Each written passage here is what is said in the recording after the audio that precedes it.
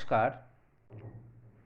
আজকে আমরা আলোচনা করব হচ্ছে সাজেস্টিভ কিছু প্রশ্ন নিয়ে, অর্থাৎ যারা এডুকেশন মাইনর নিয়ে পড়ছো তাদের উদ্দেশ্যে ভিডিওটি তৈরি করা হয়েছে।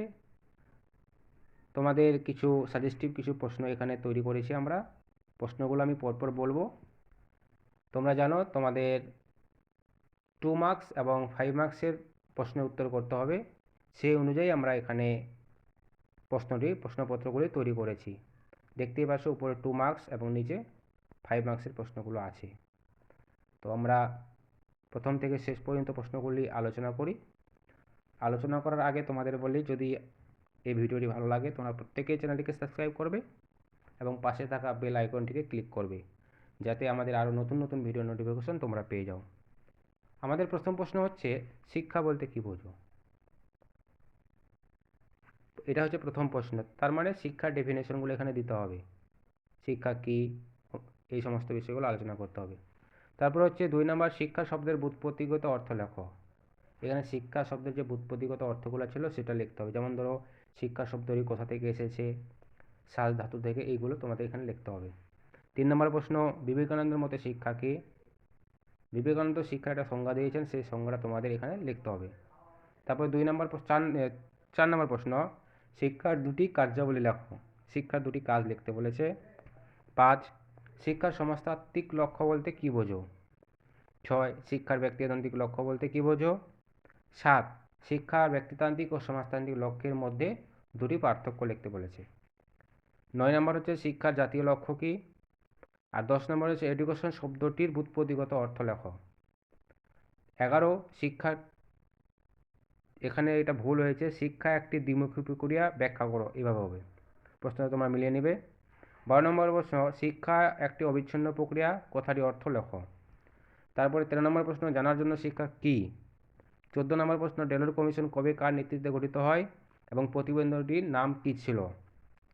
15 নম্বর প্রশ্ন, দর্শন শব্দের ব্যুৎপত্তিগত অর্থ লিখুন। 16 নম্বর প্রশ্ন, ভারতীয় দর্শনের প্রধান দুটি শাখা কী কী? 17 নম্বর প্রশ্ন, শিশুকেন্দ্রিক শিক্ষা বলতে কী বোঝো? 18 নম্বর প্রশ্ন, শিশুকেন্দ্রিক শিক্ষার জনক কে? 19 নম্বর প্রশ্ন, সহপাঠ্যক্রমিক কার্যাবলী বলতে কী বোঝো? 20 নম্বর প্রশ্ন, শিক্ষকের দুটি পেশাগত কার্যাবলী ও গুণাবলী লেখো। 21 নম্বর প্রশ্ন, সমাজতত্ত্ব বলতে কী বোঝো? 22, সোশিওলজি কথাটির উৎপত্তিগত অর্থ লেখো। 23, সামাজিক সচলতা বলতে কী বোঝো? 24 নম্বর প্রশ্ন, প্রাথমিক গোষ্ঠী ও গৌণগোষ্ঠী বলতে কী বোঝো? উদাহরণ সহ আলোচনা করো। তারপর হচ্ছে 25 নম্বর প্রশ্ন, সামাজিক স্তরবিন্যাস বলতে কী বোঝো? 26 নম্বর প্রশ্ন, সামাজিক পরিবর্তন কী? 27 নম্বর প্রশ্ন, সামাজিক পরিবর্তনের দুটি কারণ লেখো।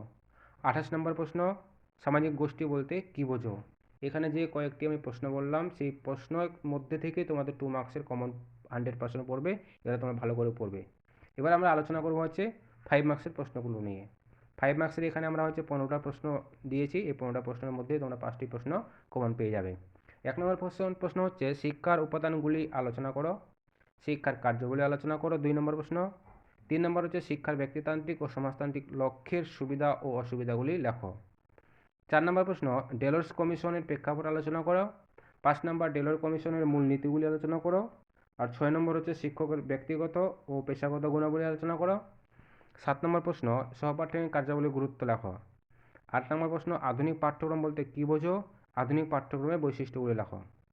10 নম্বর প্রশ্ন, ভাববাদ ও প্রকৃতিবাদী দর্শনের প্রভাব আলোচনা করো। 11, শিক্ষার সঙ্গে সমাজবিজ্ঞানের সম্পর্ক লেখো। 12, শিক্ষার সামাজিক নির্ধারকগুলি আলোচনা করো। 13 নম্বর প্রশ্ন হচ্ছে, সামাজিক পরিবর্তনের উপাদানগুলি আলোচনা করো। 14 নম্বর প্রশ্ন, সামাজিক গোষ্ঠী ও গৌণগোষ্ঠীর মধ্যে পার্থক্য লেখো। আর 15 নম্বর প্রশ্ন, সামাজিক গোষ্ঠীর শ্রেণীবিভাগগুলি লেখো। আজকে এই পর্যন্ত। ধন্যবাদ। আরও আমাদের নতুন নতুন ভিডিও তোমাদের জন্য চলে আসবে। তো তোমাদের যদি ভিডিওটি ভালো লাগে প্রত্যেকেই শেয়ার করবে, সাবস্ক্রাইব করবে। ধন্যবাদ।